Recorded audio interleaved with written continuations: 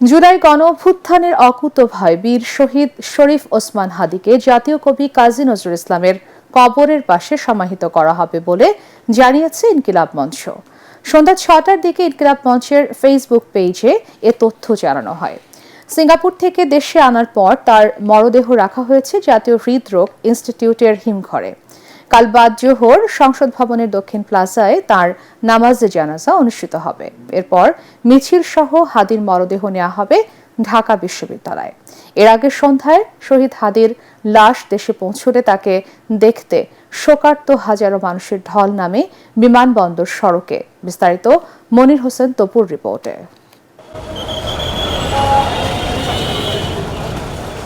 জুলাই গণঅভ্যুত্থানের বিপ্লবী সেনা শহীদ ওসমান হাদির কফিন লাল সবুজের পতাকায় মুড়িয়ে সিঙ্গাপুর থেকে ঢাকায় পৌঁছায় সন্ধ্যা ৫টা ৪৮ মিনিটে।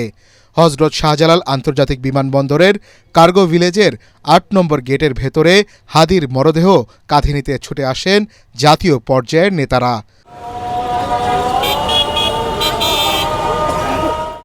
দুপুর থেকে গেটের সামনে কঠোর নিরাপত্তা জোরদার করে সেনাবাহিনী, বিমান বাহিনী, বিজিবির সদস্যরা। ধারণা করা হয়েছিল ৮ নম্বর গেট দিয়ে হাদির মরদেহ বের করা হবে, তবে পরবর্তীতে বিকল্প পথ দিয়ে নিয়ে যাওয়া হয় জাতীয় হৃদরোগ ইনস্টিটিউটের হিমঘরে। রাস্তাঘাট সব বন্ধ, কি করব? ওনার দেখতে তো পারবো না, এয়ারপোর্টে আসছি দেখার জন্য, যতটুকু সুযোগ হয় আর কি। ওসমান হাদি বলেছিলেন, আমি বুলেট ভয় করি না, আমি ইনসাফ কিভাবে কায়েম করতে হয় সেটা আমি শেখাইতে চাই। এবং তিনি এইটা বলেছেন, যদি আমাকে কেউ গুলি করে আমি চাই যেন যেই খুনি তাকে যেন বিচার করা হয়।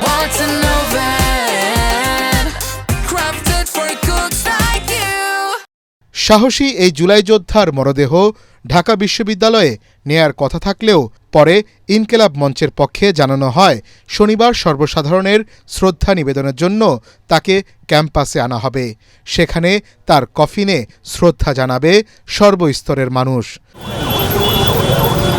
দুপুর ২:৩০টায় সংসদ ভবনের দক্ষিণ প্লাজায় ওসমান হাদির জানাজা অনুষ্ঠিত হবে।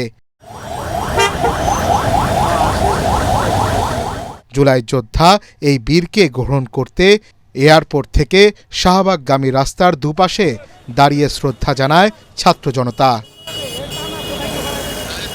বিমানবন্দর, খিলক্ষেত, বনানী, কারণবাজার, হোটেল ইন্টারকন্টিনেন্টাল ও শাহবাগ এলাকায় র্যাব, পুলিশের পাশাপাশি সেনা ও বিজিবি মোতায়েন করা হয়। মনির হোসেন তপু, এটিএন বাংলা, ঢাকা।